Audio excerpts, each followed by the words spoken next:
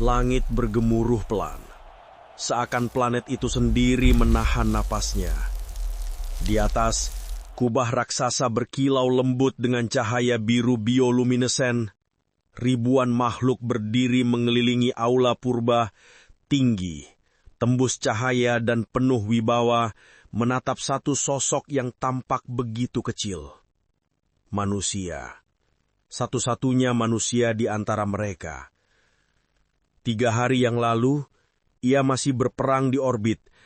Ia melihat kapal meledak, logam mencair menjadi cahaya, dan kini ia berdiri di dunia yang tak mengenal ampun, di mana setiap tatapan bisa berarti hidup atau mati. Di hadapannya, dia, perwira alien yang pernah ia selamatkan dari reruntuhan pesawat tempur. Ia tak tahu namanya, tapi ia masih ingat bagaimana tatapannya waktu itu. Bukan tatapan musuh, melainkan seseorang yang menemukan harapan di tengah kehancuran. Sekarang, dia berdiri di atas altar cahaya putih. Suara gemetar namun tegas saat berkata, "Kau telah menyelamatkanku. Sekarang, menurut hukum bintang, aku menjadi bagian dari takdirmu, dan kau menjadi milik mereka." Ia membeku. Kalimat itu menembus jiwanya. Ribuan makhluk di sekitar mereka terdiam. Udara bergetar seperti gema dari sesuatu yang suci atau terlarang. Ia mencoba bicara, ingin berkata bahwa ia hanya menolong, bukan mencari ikatan apapun, tapi suaranya tenggelam di ruang hampa. Dari balik bayangan muncul para tetua, makhluk bercahaya, tubuh mereka seperti terbentuk dari kabut dan bintang. Mereka berbicara dalam bahasa yang berat, seperti nyanyian dari masa lampau. Namun di antara kata-kata itu, ia mendengar satu kata berulang, penyatuan. Penyatuan yang bukan tentang cinta, tetapi tentang kewajiban dan hukum kosmik. Alien perempuan itu menatapnya lagi. Matanya begitu dalam, seperti melihat langsung ke hati manusia. Ada ketakutan di sana, dan sesuatu yang menyerupai iman. "Jika kau pergi," bisiknya, "mereka akan menghancurkan kita berdua. Bagi mereka, kau kini simbol harapan, sang penyelamat yang tak boleh menolak takdir." Ia diam. Kerumunan mulai berbisik, menyebut namanya dalam ribuan lidah asing. Ia bisa merasakan, kini ia bukan lagi manusia biasa, ia telah menjadi legenda yang hidup di antara bintang-bintang. Tangan alien itu menyentuh tangannya, dingin, tapi nyata. Dalam sentuhan itu ia tahu, tak ada cinta di balik hukum ini. Yang ada hanyalah hutang dan pengorbanan. Hatinya berteriak untuk melarikan diri, namun jiwanya terjebak di antara dua dunia. Cahaya di aula semakin terang. Para tetua mengangkat tangan, dan suara seperti nyanyian bintang memenuhi udara. Alien itu menatapnya sekali lagi. Kali ini suaranya lirih, hampir seperti doa. "Ini baru permulaan. Mereka tidak akan berhenti sampai kau menerima semuanya." Ia tak langsung paham. Namun dalam matanya, ia melihat peringatan. Sesuatu yang kuno, tak terhindarkan, yang sedang datang menghampiri. Ia menatapnya lama, dan baru mengerti. Menyelamatkan satu jiwa, kadang berarti menghancurkan seluruh dunia. Keheningan menyelimuti aula besar itu. Begitu sunyi, seolah seluruh alam semesta sedang menunggu satu kata yang akan menentukan nasib dunia. Ia berdiri kaku di tengah cahaya, belum sempat mengucapkan apapun, ketika langit-langit aula terbuka perlahan, dan mereka datang. 3 sosok berjalan masuk, langkah mereka lembut, tapi setiap gema terasa seperti dentuman guntur. 3 wajah, nyaris identik, bagaikan pantulan satu wajah dalam 3 cermin. 3 saudari. Mereka datang membawa simbol masing-masing. Nyala api di bahu kanan yang pertama, embun beku di tangan kiri yang kedua, dan bayangan yang mengikuti langkah yang ketiga. Kerumunan makhluk di sekitar aula langsung menundukkan kepala. Udara bergetar, seolah ruang dan waktu sendiri menolak kehadiran mereka. Dia tidak bisa dimiliki hanya oleh satu, kata sang kakak tertua. Suaranya tajam, bergetar seperti logam yang retak. Kau tidak hanya menyelamatkan seorang wanita, tapi pewaris darah kuno. Dan menurut hukum bintang, siapapun yang menyelamatkan salah satu dari kami, harus menerima semuanya. Ia terdiam. Kata-kata itu terdengar seperti lelucon kejam dari langit. Tunggu, ini pasti salah paham. Aku hanya ingin menolong. Namun ketiganya sudah berdiri di depannya. 3 tatapan, 3 takdir, 3 dunia yang terikat pada satu keputusan. Yang tertua, dingin dan anggun, matanya menyimpan beban kewajiban. Yang tengah, lembut dan lelah, seolah jiwanya telah pecah sebelum waktunya. Yang termuda, polos, takut dan heran, melihat dunia yang tak memberinya pilihan. Hidup kami kini terikat padamu manusia, bisik sang adik. Kau adalah pusat dari simpul takdir ini. Jika kau menolak satu di antara kami, dunia kami akan runtuh bersama.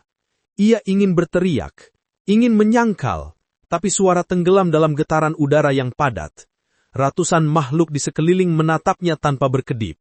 Lalu, suara berat para tetua kembali terdengar, lambat tapi pasti, seperti air dingin yang menembus batu. Kau telah mengganggu hukum nasib, menyentuh benang takdir yang bukan milikmu. Kini, kau bagian dari ritual kuno. Tidak ada jalan kembali. Kata-kata itu menekan dadanya seperti beban gunung. Mereka tidak berbicara tentang cinta. Mereka berbicara tentang kewajiban. Tentang ikatan yang mengubah jiwa menjadi rantai. Dan jika aku menolak, mereka tanya perlahan. Jawaban datang cepat, tanpa emosi. Maka ketiganya akan mati, dan kau bersama mereka. Ia menatap mereka satu persatu, melihat ketakutan yang sama di setiap wajah. Bukan amarah, tapi kepasrahan. Dan di saat itu, ia mengerti sesuatu, bahwa di tempat ini, tak ada yang benar-benar bebas. Tidak dia, tidak mereka, bahkan tidak para penguasa di atas mereka. Ia menarik napas panjang, menatap langit yang bergetar cahaya. Baiklah, katanya akhirnya, jika hidup mereka bergantung padaku, maka aku terima. Bukan karena hukum, tapi karena hidup itu sendiri, layak diselamatkan. Ketiga saudari itu saling berpandangan. Untuk pertama kalinya, di mata sang kakak tertua, terpancar seberkas hormat. Kau berbicara seperti leluhur kami manusia, ujarnya pelan. Tapi ingatlah, bintang-bintang tak pernah mengenal belas kasih. Cahaya di aula berubah warna, dari putih menjadi biru dingin, seolah planet itu menutup mata dalam diam. Ia berdiri di antara mereka, 3 makhluk yang kini berbagi takdir dengannya.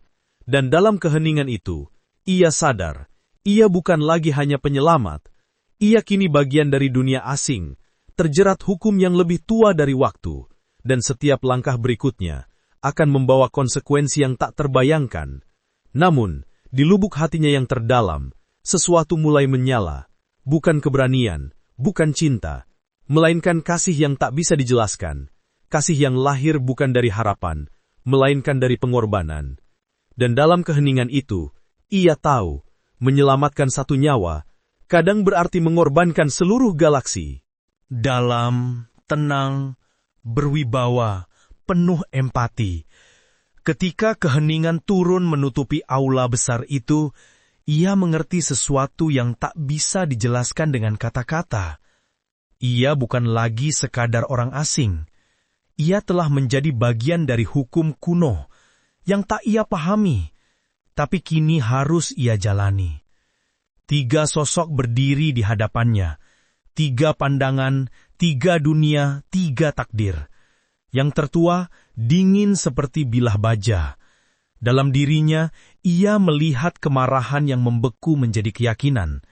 Bagi wanita itu, manusia adalah ancaman, lambang keberanian yang dulu menghancurkan dunia mereka. Yang tengah diam, tapi penuh makna. Tatapannya bertanya lembut, "Mengapa kau tidak takut pada kami?" Dan yang termuda, yang menjadi alasan semua ini terjadi, berdiri di belakang, dengan tangan gemetar. Namun di matanya, ada sesuatu yang belum ia kenal sebelumnya. Sebuah cahaya kecil yang disebut harapan. Udara di sekitarnya masih bergetar lembut, seolah gema dari ritual sebelumnya masih hidup di dinding-dinding. Ia melangkah satu langkah ke depan, dan pada saat itu ia sadar, detak jantungnya tidak berasal dari ketakutan, melainkan dari kesadaran bahwa ini bukan kebetulan. Lalu sang kakak tertua mengangkat tangannya tinggi. Bunyi nyaring, tajam, bergema di udara. Sebuah tanda. Dewan tertinggi meminta penjelasan. Makhluk-makhluk bercahaya itu mendekat, mengelilinginya seperti para hakim di depan terdakwa. Namun ia tidak mundur. Tidak ada ketakutan dalam matanya.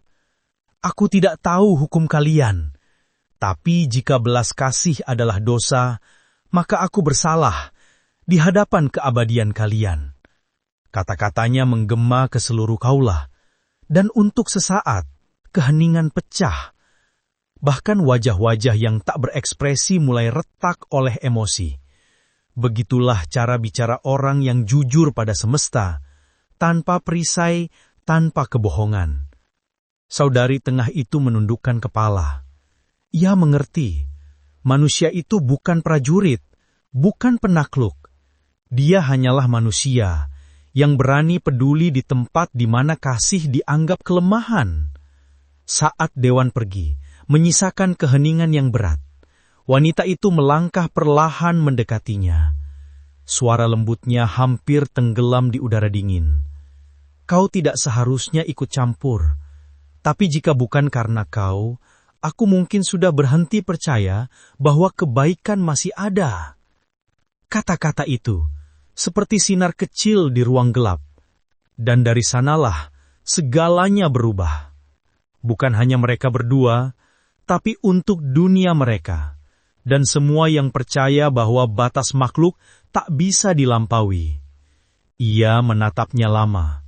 Tak ada rasa takut di antara mereka. Hanya dua jiwa yang sama-sama lelah, yang ingin percaya bahwa esok mungkin tidak harus dipenuhi peperangan. Ia menatapnya lama. Malam turun di atas istana, seperti tirai hitam yang menutupi rahasia para pemberontak. Bukan malam biasa, tapi malam yang seolah ingin melindungi mereka yang berani mempertanyakan hukum para bintang. Di dalam ruang cermin kuno, sang saudari tengah berdiri sendirian. Di depannya, permukaan perak yang tak hanya memantulkan wajahnya, tapi juga bayangan manusia yang pernah ia temui. Sosok yang tidak berbicara dengan kata-kata, tetapi dengan pilihan. Jika belas kasih adalah kejahatan, maka aku bersalah di hadapan keabadianmu. Kata-kata itu terus menggema di pikirannya, seperti gema di koridor batu yang tak berujung. Ia menyadari sesuatu telah berubah di dalam dirinya. Keheningan kini terasa lebih berbahaya daripada jeritan. Di haula Dewan sang kakak tertua, tengah menulis laporan pengkhianatan. Baginya, manusia itu ancaman bagi tatanan. Ia ingin menjatuhkan vonis, menghapus keberadaannya dari sejarah. Namun sang saudari tengah tak lagi sanggup diam. Ia meninggalkan haula, berjalan melalui lorong-lorong panjang, di mana cahaya berkedip lemah dalam bayangan malam. Langkahnya nyaris tak terdengar, tapi setiap detik adalah keputusan. Di ujung koridor, ruangan tahanan, cahaya biru berdenyut dari medan energi yang membatasi ruangan. Di dalamnya, manusia itu duduk tenang, rantai cahaya mengikat pergelangan keduanya. Ia menatapnya perlahan. Tidak ada kebencian, tidak ada ketakutan, hanya kelelahan dan keheningan. "Mengapa kau datang?" tanya lelaki itu pelan. "Untuk memahami siapa kita sekarang," jawabnya. Tangannya bergetar saat menyentuh medan energi. Sinar biru itu menyala terang, seolah mengenali hatinya. Dan dalam sekejap, medan itu padam. keheningan, kebebasan, bukan di tubuh, tapi di jiwa. Kau tahu risikonya, katanya lirih. Semuanya sudah hilang, jawabnya tenang, kecuali keyakinan bahwa kita masih bisa menjadi makhluk yang hidup. Ia menyerahkan sebuah lempeng logam kecil, kunci menuju gerbang luar kota. Pergilah ke bintang-bintang sebelum mereka datang. Ia menatapnya lama, seperti seseorang yang baru saja melihat fajar setelah malam tanpa akhir. Aku akan kembali, katanya perlahan. Bukan untuk balas dendam, tapi untuk kebenaran. Dan ia pergi, menghilang ke dalam kegelapan malam, diiringi hanya oleh desiran angin dan rasa kehilangan yang aneh. Wanita itu berdiri sendiri di haula kosong, dikelilingi oleh bayangan pengkhianatannya sendiri. Namun di matanya tidak ada ketakutan. Hanya cahaya kecil, cahaya yang muncul ketika satu jiwa berani menyelamatkan jiwa lain. Dan di langit malam planet itu, konstelasi baru perlahan muncul, seolah alam semesta sendiri menyetujui keputusan mereka. Ia berjalan sendirian. Angin berdesir di antara reruntuhan logam yang retak, seolah planet ini sendiri menghela napas kelelahan. Di bawah kakinya, abu perang menutupi tanah, jejak kehidupan yang telah berakhir, dan kisah-kisah yang akan segera dilupakan oleh mereka yang tak pernah melihatnya dengan mata sendiri. Tapi bagi dia, melupakan adalah hal yang mustahil. Yang ia bawa bukan senjata, bukan kemenangan, bukan laporan perang. Yang ia bawa hanyalah kenangan. Tentang dia, perempuan alien yang berdiri di depan kerumunan, tidak memohon ampun, tidak menunduk dalam ketakutan. Tentang dia yang berani mempercayai manusia di tengah dunia yang dikuasai oleh rasa curiga dan hukum kejam. Tentang dia yang menunjukkan bahwa kemanusiaan bukan tentang asal-usul, tapi tentang pilihan. Ia berhenti di tepi dataran tinggi, melihat kota asing yang kini terasa seperti rumah. Menara-menara yang terbakar perang perlahan muncul dari kabut pagi. Seolah dunia itu sendiri sedang berusaha menghembuskan sisa rasa sakitnya. Mungkin, di bawah sana, dia masih menghirup udara yang sama. Masih menatap langit yang sama. Masih menunggu sesuatu yang tak bisa dijanjikan. Ia memejamkan mata. Dalam pikirannya wajah itu muncul. Senyum yang patah, air mata yang hangat, dan momen saat ia menjatuhkan senjatanya, berdiri di antara dia dan Algojo yang siap menghukum. Suara sorakan yang berubah menjadi hening, dan tangan itu gemetar tapi penuh keyakinan saat menyentuh tangannya untuk terakhir kali. Ia membuka mata perlahan. Udara pagi terasa dingin, tapi hatinya hangat. Kau telah menunjukkan padaku apa artinya menjadi manusia. Matahari mulai terbit, menyapu langit dengan cahaya perak yang lembut. Dan dengan setiap sinar, kegelapan di dalam dirinya memudar. Langkahnya mengarah ke utara, menuju kapal penyelamat yang menunggu. Ia berjalan lambat. Setiap langkah terasa berat tapi penuh makna. Dan di hatinya, tumbuh sesuatu yang baru. Bukan penyesalan, bukan kesedihan, tapi iman. Ia bukan lagi prajurit. Ia adalah saksi bahwa kemanusiaan bisa bertahan bahkan di antara reruntuhan bintang. Di kejauhan, siluet logam kapal terlihat di bawah sinar pagi. Ia berhenti. Angin membawa bunyi lembut, gemerincing logam kecil dari jimat yang ditinggalkannya olehnya. Ia mengangkatnya. Lingkaran kecil dengan dua garis yang berpotongan. Ia tak tahu artinya. Tapi ia tahu, di dalam simbol itu ada jembatan antara dua dunia. Kau percaya bahwa kita bisa saling memahami, dan kini, aku mulai mengerti. Ia mengikat jimat itu pada sarung tangannya. Sebagai sumpah, bukan tanda kemenangan. Setiap langkah berikutnya terasa lebih kuat, lebih ringan. Saat ia memasuki kapal, tatapan para kru mengikutinya. Mereka menunggu laporan, perintah, alasan mengapa ia pulang sendirian. Tapi ia tidak berbicara. Ia hanya melangkah maju dan menatap jendela kaca besar. Di luar, planet itu perlahan mengecil. Menjadi titik cahaya di antara lautan bintang. Awan-awan peraknya, samudra gelapnya, semuanya perlahan menghilang. Dan di suatu tempat di bawah sana, dia masih berdiri. Masih menatap langit. Masih percaya. Sesuatu yang hangat mengalir di pipinya. Bukan air mata duka, tapi rasa syukur. Jika kau masih bisa mendengarku, ketahuilah. Aku tidak lupa. Aku akan menceritakan siapa kalian sebenarnya. Ia menekan panel navigasi. Kapal perlahan lepas dari atmosfer, meninggalkan garis tipis cahaya di belakang. Seperti bekas kemanusiaan yang tertulis di langit abadi. Di telinganya, hanya suara mesin yang stabil. Namun di hatinya, ada keheningan. Keheningan yang murni, jujur, dan damai.